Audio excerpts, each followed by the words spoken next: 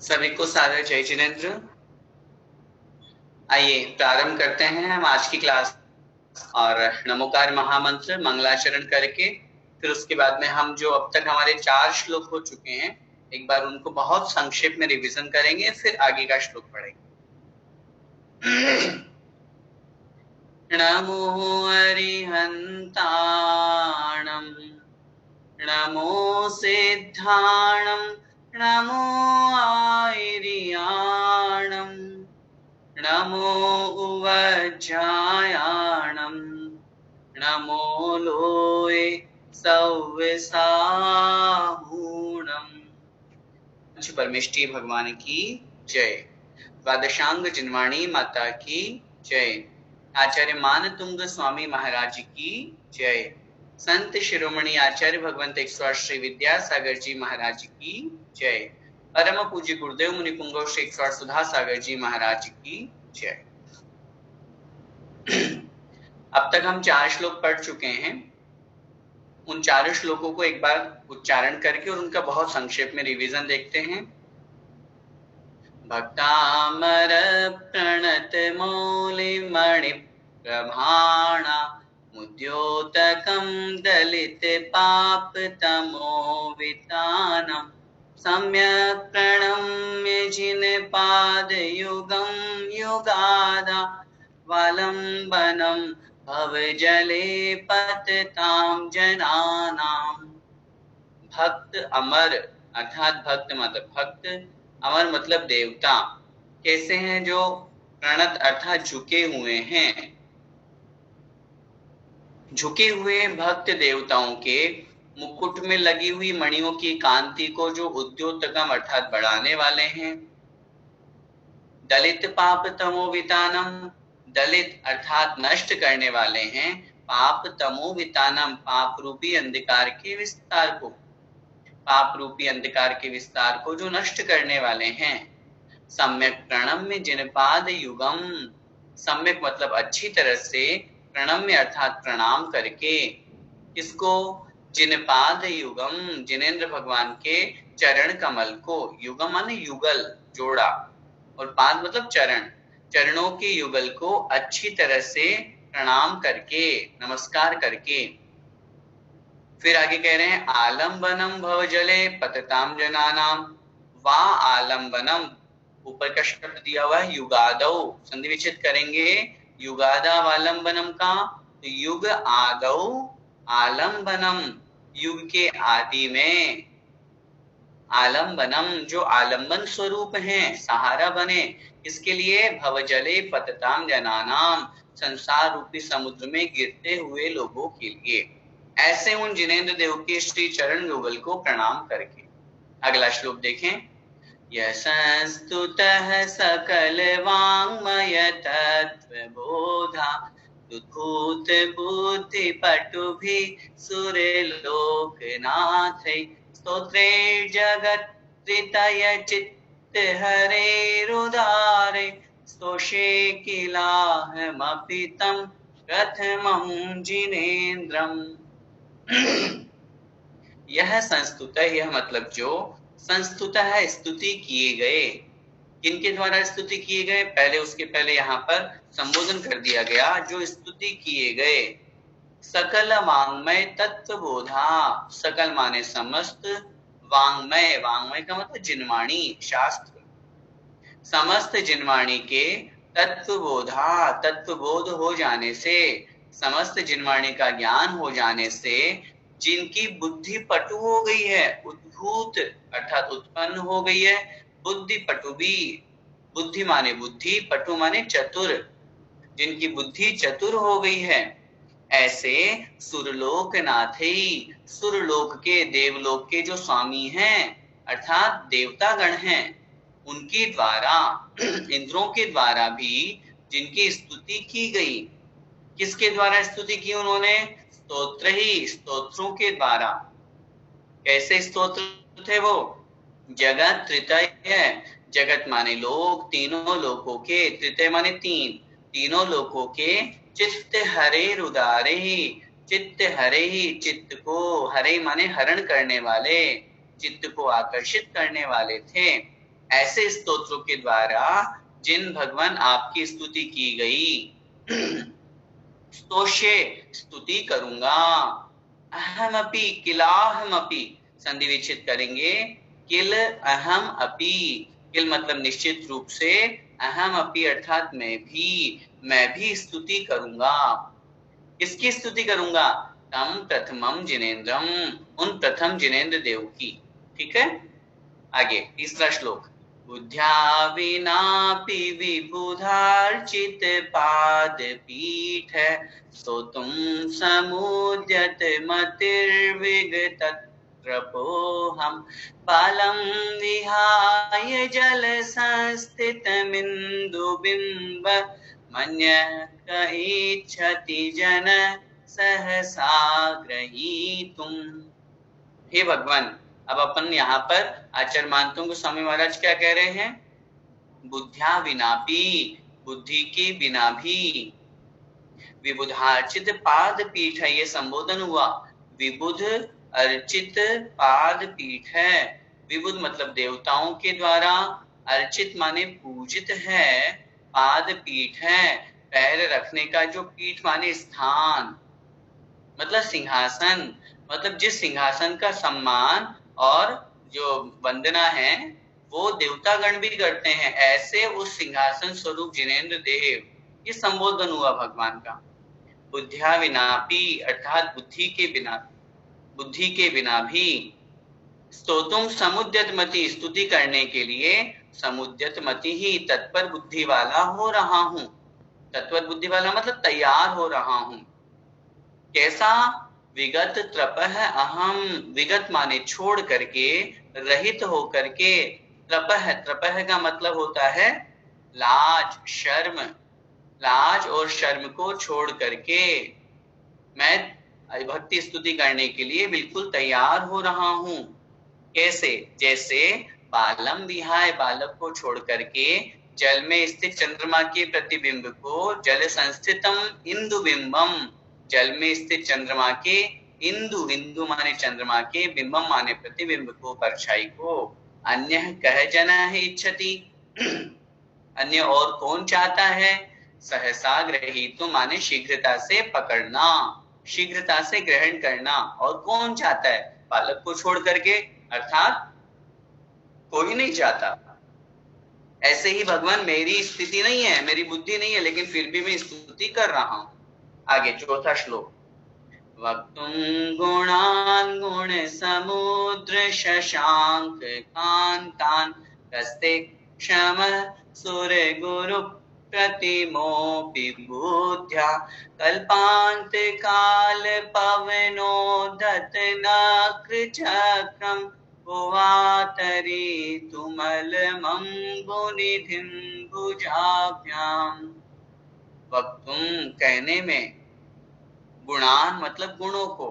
कैसे हैं भगवान आप संबोधन कर रहे हैं? गुण समुद्र, हे गुणों के सागर, हे गुणों के समुद्र, आपके शशांक कांतान, शशांक मतलब चंद्रमा की कांति के समान, चंद्रमा की कांति वाले गुणान मतलब गुणों को कहने में, वक्त मतलब कहने में, कहत क्षम है, कौन समर्थ है, अर्थात कोई समर्थ नहीं है। आगे नीचे कह रहे सुरगुरु प्रतिमा है अपि, सुरगुरु मतलब देवताओं का जो गुरु है वह भी, प्रतिमा मतलब समान, देवताओं के गुरु के समान जिसको बहुत ज्ञान है, वह भी भगवान जब आपके गुणों को कहने में समर्थ नहीं है तो और कौन समर्थ हो सकता है, अर्थात कोई नहीं। फिर नीचे कह रहे हैं कल्पांत काल, अर्थात प्रलय काल की बहुत तेज प्रचंड हवा चल रही है, और उसमें फिर आगे कह रहे हैं पवनोद्धत प्रचंड तेज हवा, नक्र चक्रम मगरमच्छों का समूह जहां पर घूम रहा है, ऐसे अम्बुनिधिम, ऐसे उस समुद्र को, भुजाभ्याम अर्थात अपनी दोनों भुजाओं से पार करने में, कह अलम कौन समर्थ है, तरितु मतलब तैरने में, उससे कौन समर्थ हो सकता है, अर्थात कोई नहीं। ठीक है, यहाँ तक हमारे 4 श्लोक हो गए थे। आइए अब आगे 5वां श्लोक हम पढ़ते हैं। बहुत अच्छे से एक एक शब्द का हमें उच्चारण करना है, फिर उसके बाद हम पूरा अर्थ समझेंगे। बोलिए, सोहम सो हम, आपको रिपीट भी करना है जैसा हम बोल रहे हैं, क्योंकि आप बार बार बोलेंगे तो आपके अभ्यास होगा बोलने का। सो हम तथापि तव भक्ति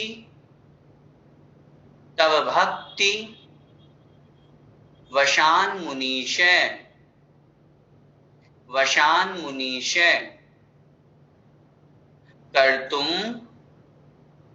कर्तुम स्तवम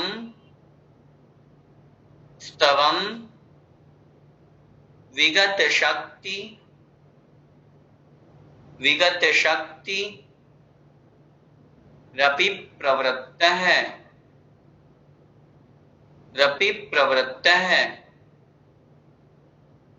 प्रीत्यात्म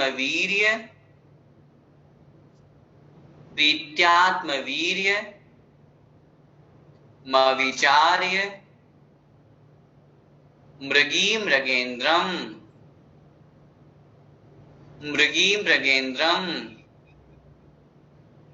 नाभ्येति किम निज शिशोः परिपालनार्थम। ठीक है, अब एक बार पूरे एक लाइन को मैं बोलूंगा, आपको रिपीट करना है। सोहम तथापि तव भक्ति वशान मुनीश, बोलिए, सोहम तथापि कर्तुम स्तवम विगत शक्तिरपि प्रवृत्तः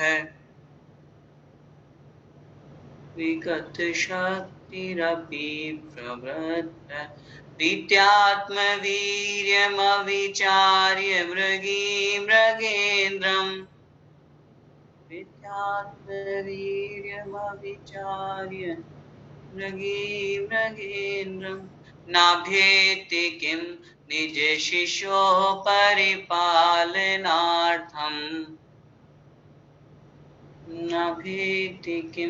निज शिशो परिपालनार्थम। एक साथ बोलेंगे पूरा श्लोक का, मेरे साथ साथ उच्चारण कीजिए।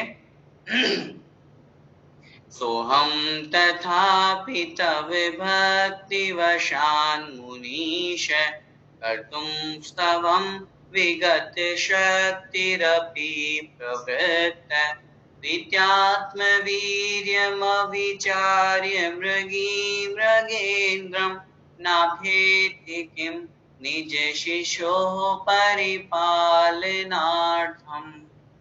ठीक है, बहुत अच्छी तरह से एक एक शब्द को हमको समझना है। पिछले श्लोक में हमने कल क्या बात की थी? चौथे श्लोक में हमने समझा था वक्तुम गुणान गुण समुद्र शशांक कांतन। उस पूरे चारों लाइंस का हमने क्या अर्थ समझा था कि हे भगवान, आपके गुणों को कहने में कौन समर्थ है? बोलिए, हाथ खड़े करो, कौन समर्थ है? कोई है समर्थ? नहीं है। उदाहरण दिया ना, जब देवताओं का गुरु बृहस्पति भी आपके गुणों को कहने में समर्थ नहीं है, तो फिर हम तो कैसे हो सकते हैं?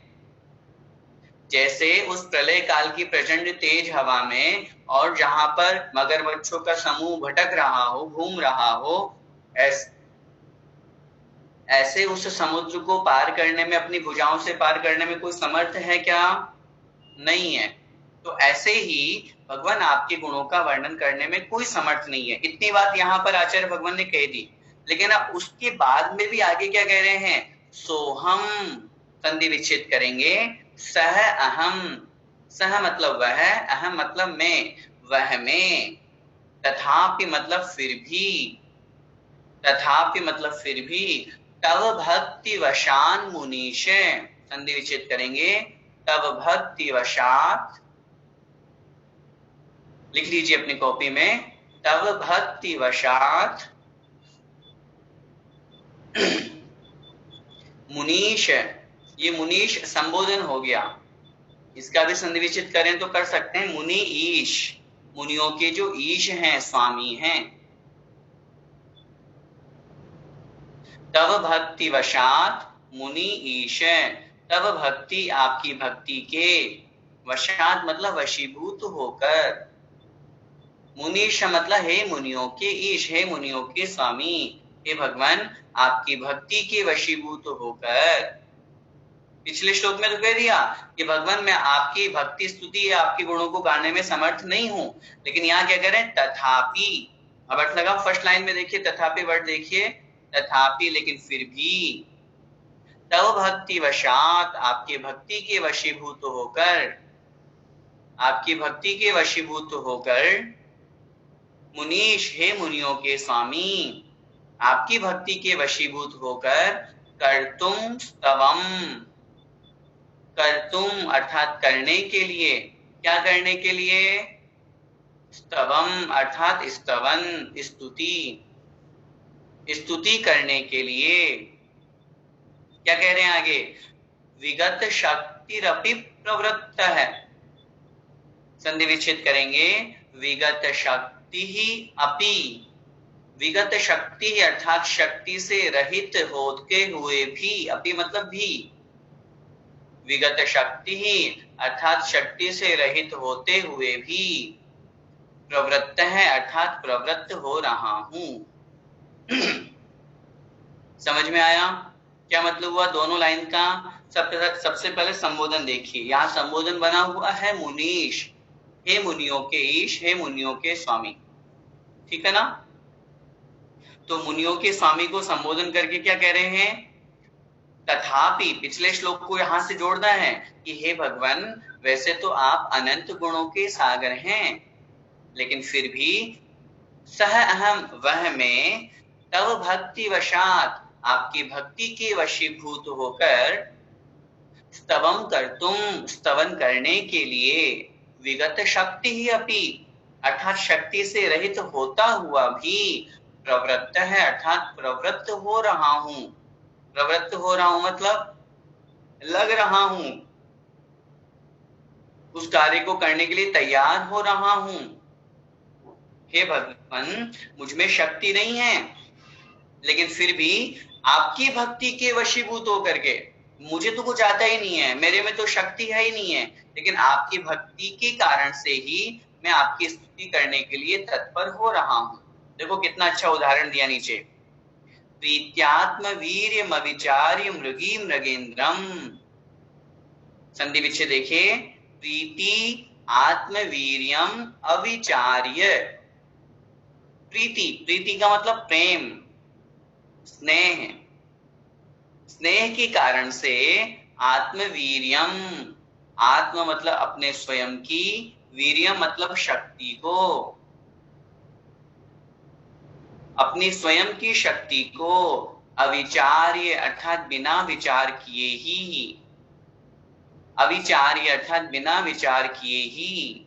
क्या कह रहे हैं आगे, मृगी मृगेन्द्रम, मृगी, मृगी का मतलब होता है हिरणी, मृगी का मतलब हिरणी, मृगेन्द्रम, मृगेन्द्रम का मतलब होता है शेर, मृग इंद्रम पशुओं का जो राजा है, स्वामी है, वह शेर कहलाता है, ठीक है। मृगी मृगेन्द्रम, मृगी मतलब हिरणी,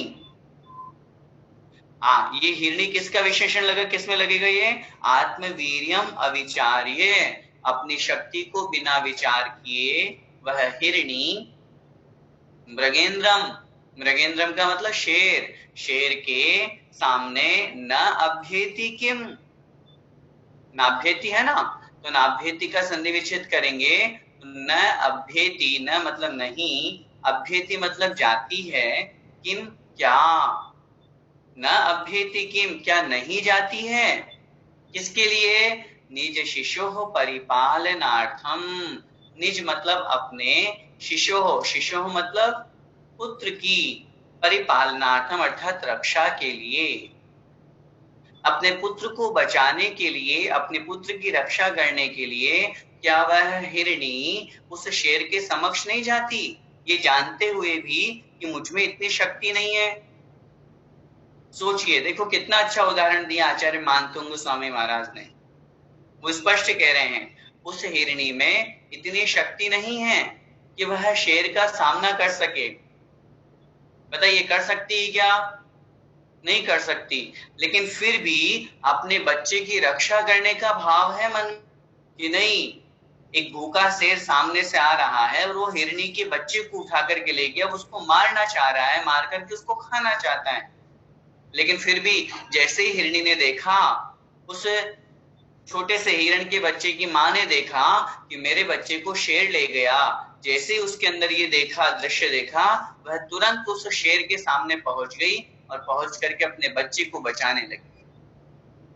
वो जानती है, हो सकता है उसके मन में ये विचार आ रहा है कि हो सकता है कि मुझे भी यह शेर मार दे, मैं मरण को प्राप्त हो जाऊं, लेकिन फिर भी वह अपने बच्चे की रक्षा करने का भाव अपने मन में लाते हुए, ये भाव कि नहीं मुझे अपने बच्चे को बचाना है। एक प्रेम की परिभाषा देखिए, उस प्रेम के कारण से, प्रेम के वशीभूत होकर के वह हिरणी उस तरफ खींची चली जाती है। मृत्यु सामने मंडरा रही है, काल सामने खड़ा हुआ है, लेकिन उसके बावजूद भी उसे कोई परवाह नहीं है और वो बिना परवाह किए उस शेर का सामना करने के लिए तैयार हो जाता है। इस उदाहरण से हमें बहुत अच्छी तरह से यहाँ पर यह समझना है कि किसी प्रकार हे भगवान, आपकी भक्ति के वशीभूत होकर के ही मैं स्तुति करने के लिए तैयार हो रहा हूं। समझ में आ रही बात? आचार्य मानतुंग स्वामी महाराज यहाँ बहुत स्पष्ट रूप से कह रहे हैं कि जहां आपकी भक्ति है तब भक्ति वशात, भगवान मैं कुछ भी नहीं कर रहा। पिछले श्लोक में तो उन्होंने बहुत अच्छी तरह से स्पष्ट ही मना कर दिया कि भगवान मैं तो आपकी स्तुति करने योग्य ही नहीं हूं, आप तो अनंत गुणों के भंडार है। जब देवताओं को गुरु बृहस्पति भी आपकी स्तुति नहीं कर सकता है, तो फिर मेरी तो क्या बिसात, मेरी तो क्या औकात, मेरी तो क्या शक्ति। लेकिन उसके बावजूद भी आचार्य मानतुंग स्वामी महाराज यहाँ पर कह रहे हैं, लेकिन फिर भी भगवान मैं आपकी भक्ति करने के लिए, स्तुति करने के लिए तैयार हो रहा हूं। इसलिए हो रहा हूं कि आपकी भक्ति के कारण से ही, तब भक्ति वशात, ये शब्द महत्वपूर्ण, इसको हमें याद रखना है। जैसे नीचे उदाहरण दिया कि जैसे वह हिरणी सिर्फ एक प्रेम वशात, प्रीति वशात, जैसे वह हिरणी प्रीति के कारण से, प्रेम के कारण से उस शेर के समक्ष चली जाती है, ठीक उसी प्रकार हे भगवान आपकी भक्ति के कारण से, भक्ति के वशीभूत होकर के मैं भी आपकी स्तुति करने के लिए तैयार हो रहा हूं। एक बार फिर से पूरे श्लोक का अर्थ देखें अन्वय के साथ में। सबसे पहले संबोधन, मुनीश, हे मुनियों के ईश, हे मुनियों के स्वामी, तब भक्ति वशात, आपकी भक्ति के वशीभूत होकर, सह अहम तथापि, वही में कौन, जिसने पहले पिछले श्लोक में ये बात की थी कि आपकी भक्ति तो करने में मैं समर्थ नहीं हूं, वही में तथापि, लेकिन फिर भी, स्तवम कर्तुम, स्तवन करने के लिए, स्तुति करने के लिए, विगत शक्ति ही अपनी, शक्ति से रहित होता हुआ भी प्रवृत्त है, मतलब प्रवृत्त हो रहा हूं, लग रहा हूं, तैयार हो रहा हूं, आपकी भक्ति कर रहा हूं। मुझे पता है मुझ में शक्ति नहीं है, मैं तो बस 1 घंटे हमारी पूजा होती नहीं है कि हम तो थक जाते हैं, कहाँ है हमारे अंदर शक्ति। भगवान की भक्ति और भगवान की पूजा में हमसे कई गुना आगे देवता गण हैं, क्योंकि उनके पास शक्ति ज्यादा होती है। हम मनुष्यों के पास में संयम की प्रधानता है, तो देवताओं के पास में भक्ति पूजा की प्रधानता है। हम और आप तो आधा घंटा, 1 घंटा, 2 घंटा बैठेंगे थक जाते हैं, एक आसन से बैठे थक जाते हैं। वो तो घंटों घंटों आराम से नंदीश्वर द्वीप में जब हम पढ़ते हैं अष्टानिका पर्व के दिनों में, वो पूरे 8 दिन तक लगातार भगवान की भक्ति करते रहते हैं। तो भक्ति के वशीभूत होकर के ही, शक्ति नहीं है मुझ में, शक्ति नहीं होने पर भी भगवान में भक्ति करने के लिए तैयार हो रहा हूं। और ये बात बहुत अच्छी तरह से हमें अपने जीवन में समझना चाहिए कि भगवान की भक्ति में बहुत बड़ी शक्ति निहित है, भक्ति से शक्ति मिलती है। ये बात तो हमने भी अपने जीवन में बहुत बार अनुभव की होगी। जब कभी मंदिर जी में विधान होता है, या कभी कोई कक्षाएं होती हैं, या कभी कोई और प्रसंग होता है, उसमें जिसमें बड़ा आनंद आता है, समय कैसे निकल जाता है हमें पता ही नहीं चलता। जिस समय शिखर जी की 27 किलोमीटर की वंदना करने से पहले हमारे मन में विकल्प आते हैं, अरे पता नहीं कर पाएंगे कि नहीं, कैसी स्थिति होगी, भगवान जाने। यहाँ से बाहर निकलते हैं, मार्केट जाने की कहते हैं, उसमें तो हमें गेट के बाहर गाड़ी चाहिए और समय जी के 27 किलोमीटर की वंदना करके हम बड़े हर्षित होते। क्यों कर ली हमने वह वंदना? भक्ति के वशीभूत। तो ये भक्ति में बहुत बड़ी शक्ति होती है, बहुत बड़ा चमत्कार होता है। तो वही बात यहाँ पे समझना चाहिए। जिस प्रकार वह हिरणी, मृगी मतलब वह हिरणी, आत्मवीर्यम अविचार्य, अपनी शक्ति का विचार नहीं करते हुए प्रीति अर्थात प्रेम के कारण से मृगेंद्रम, उस शेर के समक्ष, किम न अभ्येति निज शिशु परिपालनार्थम, अपने पुत्र को बचाने के लिए, अपने बच्चे की रक्षा करने के लिए क्या वह उसके समक्ष नहीं जाती है? उत्तर मिलेगा अवश्य जाती है। कि इसी प्रकार भगवान, हमें इस बात को बहुत अच्छी तरह से समझना है कि जो भगवान की भक्ति और स्तुति करता है, निश्चित रूप से आपकी स्तुति के, आपकी भक्ति के वशीभूत होकर के ही मैं ये स्तुति करने के लिए योग्य बना। कल मैंने आपसे एक छोटा सा निवेदन किया था कि प्रत्येक श्लोक में मैं आपको एक छोटा सा सूत्र दूंगा। इस श्लोक का जो सूत्र है वो हम लोग अपनी कॉपी में भी नोट कर सकते हैं और याद भी रख सकते हैं कि भक्ति और प्रेम से किसी को भी वश में किया जा सकता है। ये इस श्लोक का सूत्र है एक तरह से। भक्ति और प्रेम के कारण, भक्ति और प्रेम से किसी को भी वश में किया जा सकता है, फिर वो चाहे भगवान ही क्यों ना हो। वश में करने का तात्पर्य भगवान को वश में नहीं करना। वश में करने का मतलब भगवान का प्रसन्न होना, भगवान हमारे ऊपर प्रसन्न हो, हमें आशीर्वाद दें। और जरूरी नहीं है कि भक्ति प्रत्यक्ष ही हो, सामने ही हो। अरे भगवान तो सिद्धालय में विराजमान है। मंदिर में जो भगवान विराजमान है वो तो एक अपेक्षा से जिन प्रतिमा है। साक्षात भगवान तो सिद्धालय में है, साक्षात भगवान तो अभी वर्तमान में विदेह क्षेत्र में है, आचार्य भगवान तो अभी इंदौर नगर में विराजमान है। लेकिन फिर भी हम उनकी प्रतिकृति को देख करके, उनकी फोटो को देख करके, उनकी मूर्ति को देख करके और हम उनके प्रति भक्ति भाव रखते हैं। इसीलिए यहाँ पर भक्ति और प्रेम के कारण से सब कुछ वश में हो सकता है। और पिछले जो 4 श्लोक थे उनके भी सूत्र लिख लीजिए, क्योंकि उनको मैं नहीं लिख पाया था। कल भी एक सज्जन ने कहा था, महानुभाव ने, कि ये सूत्र आप बता दीजिए। तो कल जल्दी जल्दी में चौथे श्लोक का विशेष सूत्र नहीं निकल पाया। आज थोड़ा सा चिंतन किया, विचार किया उस विषय पे। तो पहले श्लोक में देखो, भगवान जिनेंद्र देव को मैं पहले श्लोक का सूत्र बता रहा हूँ। पहले श्लोक में हमने ये देखा था कि पहले श्लोक में अच्छी तरह से भगवान को प्रणाम करके और उन्होंने अपनी वंदना प्रारंभ की थी, अपना यह स्तोत्र प्रारंभ किया। तो पहले श्लोक का सूत्र बनेगा सम्यक दर्शन से। ध्यान से लिखना चाहें तो लिख सकते हैं। सम्यक का यहां तात्पर्य अच्छी प्रकार से है। सम्यक दर्शन से सम्यक दर्शन होता है। देखिए सूत्र तो ऐसे होते हैं, सूत्र को बहुत अच्छी तरह से समझना जरूरी है। सम्यक दर्शन से सम्यक दर्शन होता है। अर्थ क्या हुआ? मतलब समीचीन दर्शन से, भगवान के सम्यक दर्शन करने से क्या होता है? अच्छी तरह से दर्शन करने से सम्यक दर्शन की प्राप्ति होती है। ये महिमा है भगवान के दर्शन। दूसरा जो श्लोक था जिसमें आचार्य मानतुंग स्वामी महाराज ने स्तोत्र पाठ लिखने का संकल्प किया था, उस संकल्प शक्ति का हमको यह सूत्र बनाया कि वाकई में संकल्प शक्ति से हर कार्य संभव है। दूसरे श्लोक का क्या सूत्र बनेगा? संकल्प शक्ति से हर कार्य संभव है। और संकल्प करके हमें आगे बढ़ना चाहिए। हमने निवेदन किया था आपको, अगर हम लोग आलू प्याज जमीकन नहीं खाते हैं, रात्रि भोजन नहीं करते हैं, तो हम उतना संकल्प तो लें। हम लोग संकल्प करने से बहुत डरते हैं, बहुत हमारे अंदर विकल्प होता है। अरे टूट जाएगा तो? क्यों टूट जाएगा? हमें अपने आप के ऊपर विश्वास नहीं है। पूरी दुनिया, पूरा संसार, हम दुनिया का हर काम बिना रूल्स रेगुलेशंस के नहीं चलते। सोचिए, हम रोड पे चल रहे हैं तो भी रूल्स फॉलो करना है, हम स्कूल जा रहे हैं तो भी रूल्स फॉलो करना है, हम ऑफिस जा रहे हैं तो भी हमें रूल्स फॉलो करना है। जब लाइफ का हर काम हम रूल्स के अकॉर्डिंग अपनी लाइफ को जी रहे हैं, तो फिर जब भगवान की भक्ति और धर्म की प्रतिज्ञा की बात आती है तो फिर हम पीछे की ओर जाते हैं। फिर वहां भी रूल्स लगाइए, वहां भी नियम लीजिए। उसकी एक बहुत बड़ी शक्ति होती है, उसमें एक बहुत बड़ी पावर होती है।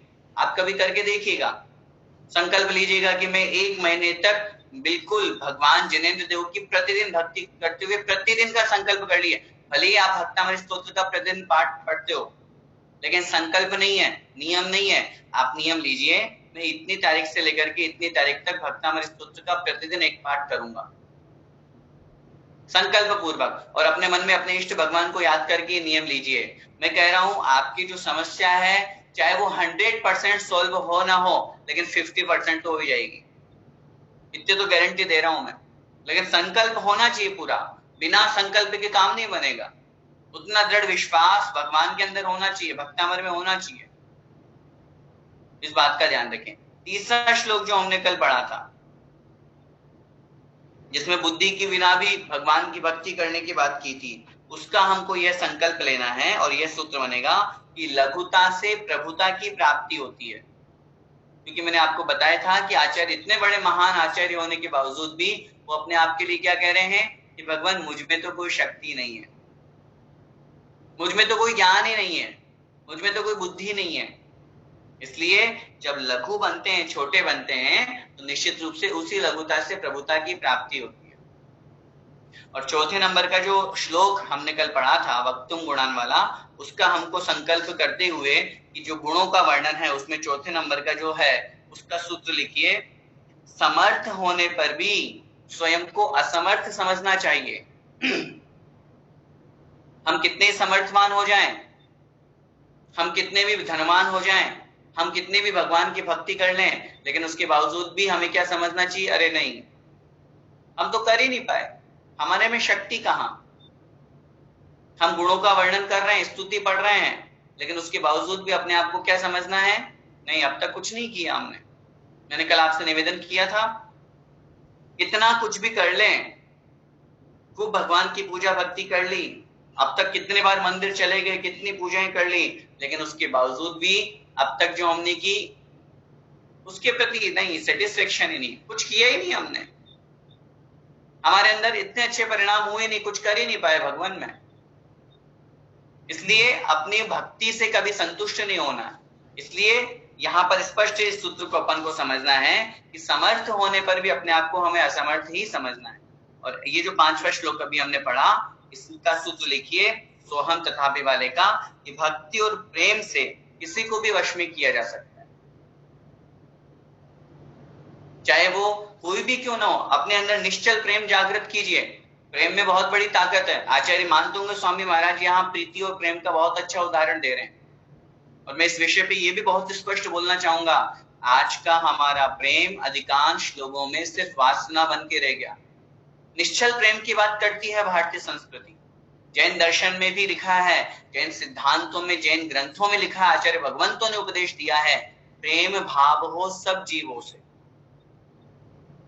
वो तो स्पष्ट रूप से इतनी बात करते हैं, फैले प्रेम परस्पर जग में। लेकिन अगला शब्द जो है वो बहुत महत्वपूर्ण है, मोह दूर ही रहा करे। प्रेम तो फैले सब जगह, लेकिन जो मोह है, जो मिथ्यात्व, जो लगाव है, और उसके पीछे जो वासना है, जहां पर गुणों के प्रति अट्रैक्शन नहीं है, जहां शरीर के प्रति अट्रैक्शन है, जहां अपने अंदर शारीरिक वासना के इच्छा संबंध बनाने के जो संबंध है, उसका नाम प्रेम नहीं है, वो तो दुर्गंध है, वो तो वासना है। यहाँ निश्चल प्रेम की बात की गई है। एक हिरणी अपने बच्चे को बचा रही है, उसके अंदर ये भाव है कि मैं अपने बच्चे को बचाऊं। माँ और बेटे का जो प्रेम होता है, गाय और बछड़े का जो प्रेम होता है, आचार्य भगवंतों ने शास्त्रों में जहां वात्सल्य के रूप में मनाए जाने वाला जो रक्षाबंधन पर्व है, कंपनाचार्य आदि 701 मुनि महाराजों की रक्षा करने के लिए विष्णु कुमार मुनि महाराज का जो वात्सल्य और प्रेम जागृत हुआ, वो प्रेम अमर है। उस प्रेम के कारण से हमें इस संसार में प्रत्येक प्राणी का प्रति सम्मान भाव रखना चाहिए, और उसी की बात यहाँ पर की गई है। आइए अगला श्लोक हम पढ़ते हैं, 6ठे नंबर का। पहले उच्चारण करेंगे, तो उसके बाद एक एक शब्द का अर्थ समझेंगे। अल्पश्रुतम अल्पश्रुतम श्रुतवताम परिहास धाम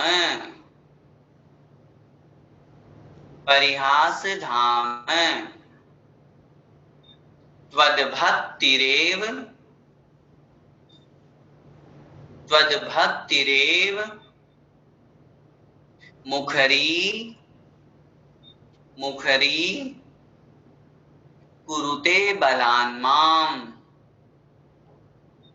कुरुते बलान्माम् यत्कोकिलः यत्कोकिलः किलमधौ किलमधौ मधुरं विरौति मधुरं विरौति तच्चाम्र तच्चाम्र चारुकलिका चारुकलिका निकरैक हेतुः निकरैक हेतुः। ठीक है, एक एक लाइन का मैं उच्चारण कर रहा हूं, आपको बड़े ध्यान से सुन के और उसका रिपीट करना। अल्पश्रुतं श्रुतवतां परिहासधाम, बोलिए, अल्पश्रुतं श्रुतवतां परिहासधाम त्वद्भक्तिरेव मुखरी कुरुते बलान्माम् त्वद्भक्तिरेव मुखरी कुरुते बलान्माम् यत्कोकिलः किलमधौ मधुरं विरौति यत्कोकिलः किलमधौ मधुरं विरौति तच्चाम्रचारुकलिका निकरैक हेतुः तच्चाम्रचारुकलिका निकरैक हेतुः। ठीक है, एक साथ उच्चारण करेंगे पूरे श्लोक का। अल्पश्रुतं श्रुतवतां परिहासधाम त्वद्भक्तिरेव मुखरी कुरुते बलान्माम् यत्कोकिलः किलमधौ मधुरं विरौति तच्चाम्रचारुकलिका निकरैक हेतुः। क्या कह रहे हैं यहाँ पे? हे भगवान, आचार्य मानतुंग स्वामी महाराज इतना स्पष्ट कह रहे हैं, अल्पश्रुतम, अल्प माने थोड़ा, श्रुत माने ज्ञान। अल्पश्रुतम, थोड़ा ज्ञानी हूं, अल्पश्रुत हूं, अज्ञानी हूं। हे भगवान, मुझ में ज्ञान नहीं है।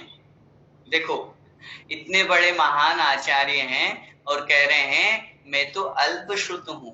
श्रुत माने ज्ञानी, अल्प माने थोड़ा। भगवान मैं तो थोड़ा ज्ञानी हूं। और कैसा हूं? थोड़ा ज्ञानी के साथ में क्या कह रहे हैं?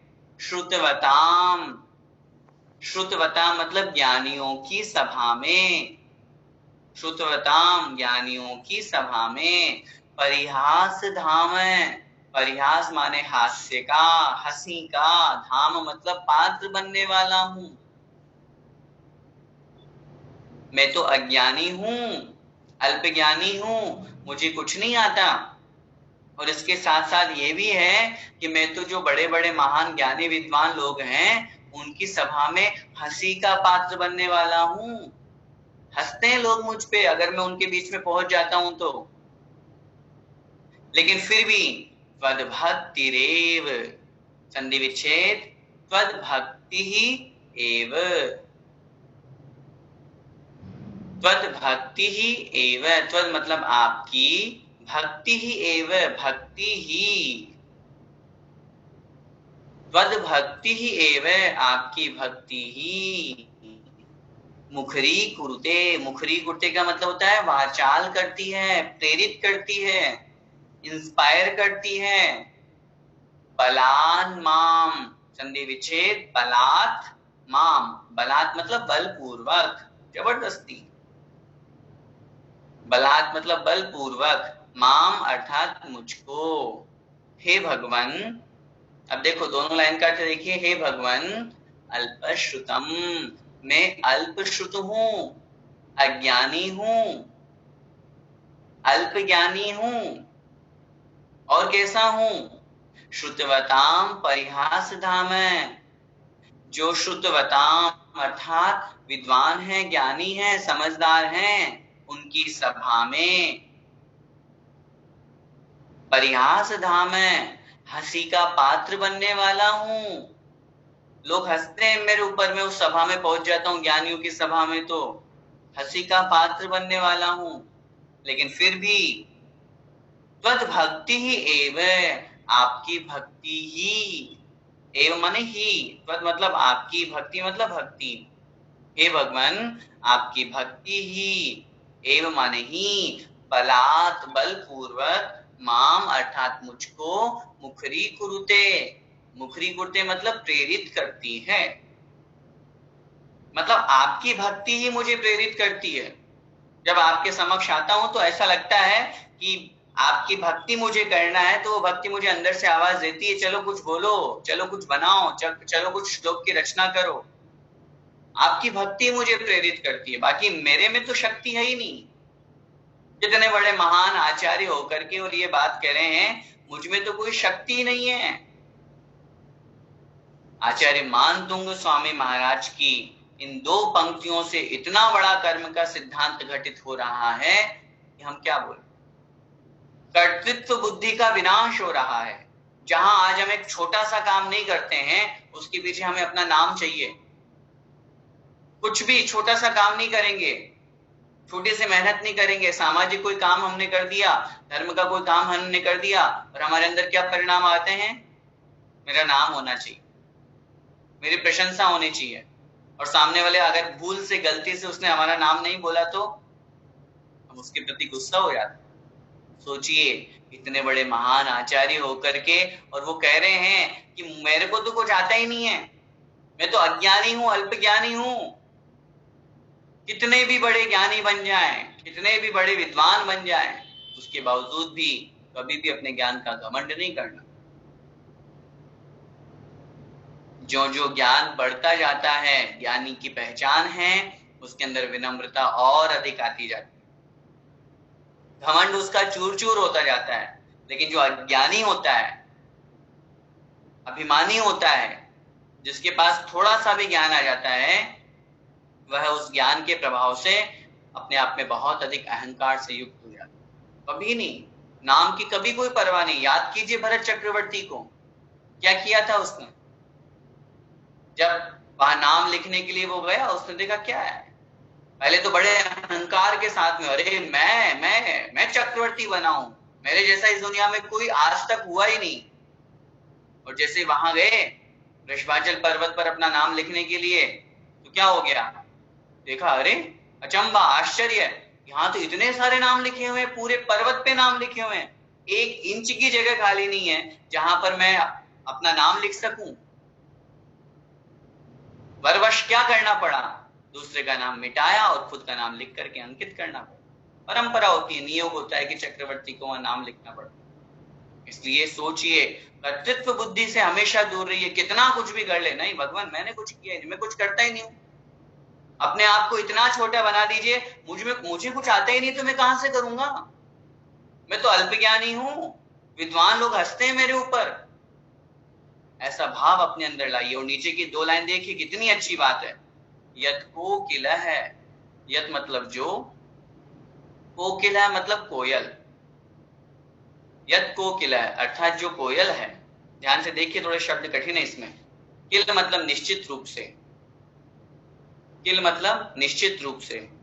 मधौ, मधौ का तात्पर्य है वसंत ऋतु, मधु में, शाब्दिक अर्थ बनता है मधौ का मधु में। मधु, मधु कौन सी ऋतु होती है? बसंत ऋतु, है ना, जिसमें अभी ये वर्तमान में जो चल रही है ना, इसमें आम आते हैं। बसौ, मधौ मधुरम विरोती, मधुरम माने मीठा, मधुरम माने मीठा, विरोती माने कूकती है, विरोती मतलब कूकती है। कोयल की कूक होती है ना, देखो प्रत्येक पशु की, प्रत्येक प्राणी की बोलने की भी अलग अलग कथन किया गया है। अब आप बोलो कि घोड़ा बोलता है तो थोड़ा अजीब लगेगा, और जो जैसा उसका साथ में प्रयोग किया जाता है, घोड़ा हिनहिनाता है, कुत्ता भौंकता है, और आप बोलो कुत्ता कूकता है, तो ऐसा नहीं बनेगा। कुत्ता भौंकता है, कोयल कूकती है, चिड़िया चहचहाती है, मनुष्य बोलता है। तो जिसके साथ में जो शब्द का प्रयोग करना होना चाहिए वही वही करना चाहिए अपन। इसलिए यहाँ पर मधुरम विरोती, विरोती मतलब कूकती है।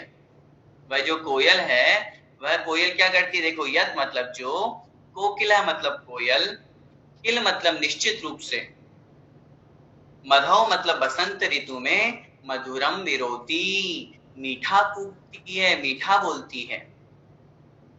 उसके मीठा बोलने में क्या कारण है, वो नीचे के लाइन में कह रहे हैं, तच्चाम्र चारु कलिका निकरेक हेतु,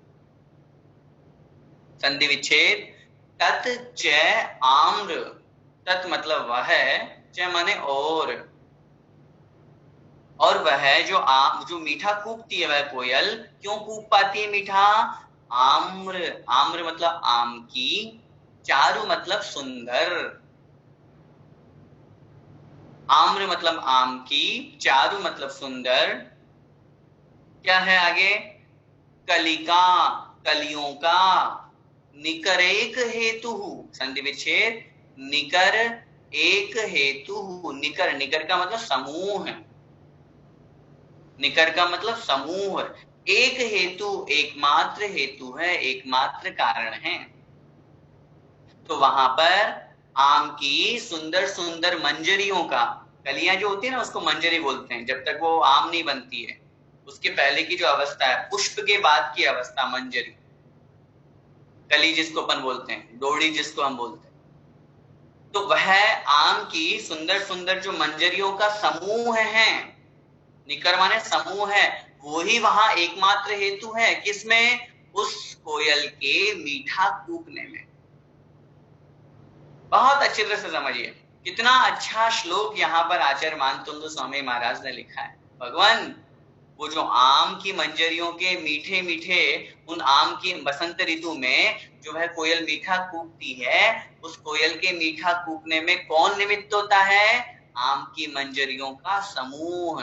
अगर आम की मंजरियां नहीं हो तो कोयल 3 काल में मीठा नहीं कूक सकती। सोचिए उस निमित्त का कितना बड़ा प्रभाव है कि उपादान अंदर से जागृत हो रहा है। आम की मंजरियां निमित्त है और कोयल का मीठा कूकना उपादान है। इसलिए जीवन में हमेशा ध्यान रखिएगा, बिना निमित्त के कभी उपादान जागृत नहीं होता।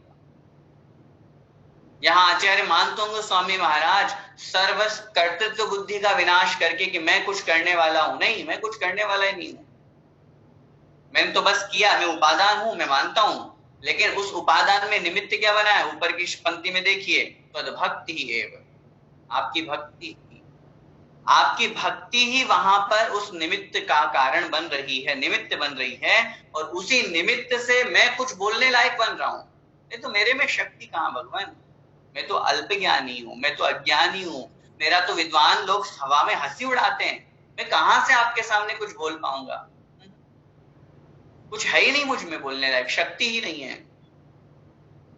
इसी प्रकार जिस प्रकार वह कोयल मीठा कूकती है उस बसंत ऋतु में, उसमें एकमात्र जो हेतु है वो आम की मंजरियों का समूह। अगर वो निमित्त नहीं हो तो कभी नहीं हो सकता।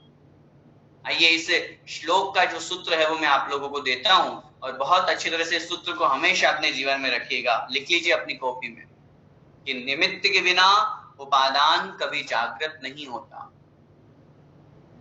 कभी नहीं हो सकता। उठाकर के इतिहास देख लीजिए, सूत्र लिखिए, निमित्त के बिना उपादान जागृत नहीं होता, नहीं हो सकता, कभी नहीं। इतिहास में हम उठा करके देखते हैं, भगवान महावीर स्वामी को केवल ज्ञान की प्राप्ति हो गई, 66 दिन तक दिव्य देशना नहीं खिरी, आचार्यों ने शास्त्रों में लिखा गणधर की कमी थी, बिना गणधर के निमित्त के भगवान की देशना नहीं हो सकती। उस सौधर्म इंद्र को वेश बना करके आना पड़ा और उस इंद्रभूति गौतम को गणधर के रूप में वहां पर उपस्थित करना पड़ा। बिना निमित्त के भगवान महावीर स्वामी को 65 दिन तक बिल्कुल मौन रहना पड़ा। सोचिए निमित्त का कितना बड़ा प्रभाव है। बिना निमित्त के कुछ नहीं हो सकता। निमित्त नहीं था, आदिनाथ भगवान 84 लाख पूर्व की आयु थी, 83 लाख पूर्व तक तो राज्य में भोगों में मस्त रहे। इंद्र को चिंता हुई कि भगवान को मोक्ष जाना, निमित्त तो पैदा करना पड़ेगा, तब तो वैराग्य को प्राप्त कर पाएंगे, तब तो मुनि बनेंगे और तब तो तपस्या करके केवल ज्ञान प्राप्त करेंगे, मोक्ष जाएंगे। तब जाकर के उसने नीलांजना का नृत्य प्रस्तुत करवाया। कितना बड़ा निमित्त।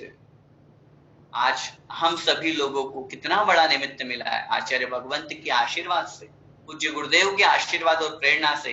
घर बैठे हुए हमें यह शिक्षण का लाभ मिल रहा है। सुबह से लेकर के रात तक, सोचिए सुबह 8 बजे से लेकर के रात 9:30 10 बजे तक हम स्वाध्याय कर रहे हैं। ऑनलाइन क्लासेस हमारी चल रही है और बिल्कुल आगम का ज्ञान हम लोगों के बीच में प्रस्तुत किया जा रहा है। इतना बड़ा निमित्त है आचार्य भगवंत का आशीर्वाद। श्रवण संस्कृति संस्थान सांगानेर का एक निमित्त, एक सहयोग, उसके बिना कुछ नहीं। तो घर बैठे रहते हैं, बैठे हैं, अभी भी बैठे हुए हैं, लेकिन एक निमित्त का बहुत बड़ा हमारे जीवन में प्रभाव पड़ता है। इसलिए इस श्लोक से हमें यही समझना है। आचार्य मानतुंग स्वामी महाराज भी बहुत स्पष्ट कह रहे हैं, भगवान मुझ में तो शक्ति नहीं है, मुझ में तो ज्ञान ही नहीं है, मैं तो अल्प ज्ञानी हूँ, अज्ञानी हूँ, लेकिन आपकी भक्ति ही है जो मुझे स्तुति करने के लिए, आपकी भक्ति के कारण से ही मैं आपकी स्तुति कर रहा हूँ या इसमें मैं प्रवृत्त हो रहा हूँ। आपकी भक्ति मुझे प्रेरित कर रही है, इंस्पायर कर रही है। ठीक है, आइए आज के जो दोनों श्लोक हुए हैं उनका एक बार उच्चारण करके रिवीजन कर लें। सोहम तथापि तव भक्ति वशान मुनीश कर्तुम स्तवम विगत शक्तिरपि प्रवृत्त प्रीत्यात्म वीर्यमविचार्य मृगी मृगेन्द्रम नाभ्येति किम निज शिशो परिपालनार्थम। हे भगवान, पिछले श्लोक में जो कहा था कि आप तो अनंत गुणों के भंडार हैं और आपकी भक्ति करने में, आपकी स्तुति करने में मैं समर्थ नहीं हूँ, उसी बात को आगे बढ़ाते हुए आचार्य मानतुंग स्वामी महाराज कह रहे हैं, तथापि लेकिन फिर भी तव भक्ति वशात, आपकी भक्ति के वशीभूत होकर के ही, मुनीश मतलब हे मुनियों के स्वामी, हे जिनेन्द्र देव, स्तवम कर्तुम, स्तवन करने के लिए मैं तत्पर बुद्धि वाला हो रहा हूँ। अर्थात विगत शक्ति ही अपि प्रवृत्त है, अर्थात शक्ति नहीं होने पर भी मैं भक्ति स्तुति करने के लिए प्रवृत्त हो रहा हूँ। जिस प्रकार प्रीति अर्थात प्रेम के वशीभूत होकर के आत्मवीर्यम अविचार्य, अपनी शक्ति का विचार नहीं करते हुए भी, मृगी अर्थात जो हिरणी है वह मृगेंद्रम अर्थात शेर के समक्ष किम न अभ्यति, क्या सामने नहीं जाती है, इसलिए निज शिशु परिपालनार्थम, अपने पुत्र को बचाने के लिए, अपने पुत्र की रक्षा करने के लिए क्या वह हिरणी उस शेर के सामने नहीं जाती है? प्रश्न चिन्ह लगा के छोड़ दिया हमारे लिए, उत्तर मिलेगा हाँ अवश्य जाती है। ठीक ऐसे ही आपकी भक्ति के कारण से ही मैं स्तुति करने के लिए भगवान तैयार हो रहा हूं। आगे का जो श्लोक है उसका उच्चारण करेंगे। अल्पश्रुतं श्रुतवतां परिहासे धाम तद्भक्तिरेव मुखरी कुरुते बलान् मां यत्कोकिलः किल मधो मधुरं विरोति तच्चाम्रचारुकलिका निकरैक हेतुः। अल्पश्रुतम, हे भगवान मैं अल्प ज्ञानी हूँ।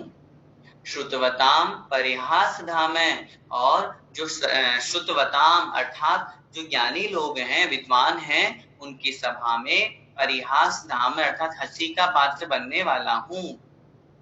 भक्ति ही एव, लेकिन हे भगवान आपकी भक्ति ही मुझे बलात् मतलब बलपूर्वक, माम अर्थात मुझको, मुखरी कुरुते अर्थात प्रेरित करती है, वाचाल करती है, इंस्पायर करती है भक्ति करने के लिए, स्तुति करने के लिए। जिस प्रकार कोकिल अर्थात कोयल, मधो अर्थात बसंत ऋतु में, मधुरम विरोती अर्थात मीठा कूकती है, उसमें तत् मतलब वहां आम्र चारु कलिका निकर एक हेतु। आम की सुंदर सुंदर आम की जो मंजरियां हैं, जो समूह है, वही एकमात्र हेतु होता है, एकमात्र निमित्त होता है, और उसी निमित्त के कारण से वह जो कोयल है वो मीठा कूकती है। पहला सूत्र है पहले श्लोक का, सम्यक दर्शन से सम्यक दर्शन होता है। सेकंड है संकल्प शक्ति से हर कार्य संभव है। तीसरा है लघुता से प्रभुता की प्राप्ति होती है। चौथा है समर्थ होने पर भी स्वयं को असमर्थ समझना चाहिए। पांचवा है भक्ति और प्रेम से किसी को भी वश में किया जा सकता है। और छठा अंतिम है निमित्त के बिना उपादान जागृत नहीं होता। बोलिए पंच महाराज की जय। परम पूज्य गुरुदेव मुनि पुंगव श्री सुधा सागर जी महाराज की जय। अढ़ाई दीपस्थ समस्त मुनिराजों की जय। आचार्य भगवान मान तुंग स्वामी महाराज की जय। भक्तामृत स्तोत्र महापाठ की जय। सभी को जय जिनेन्द्र।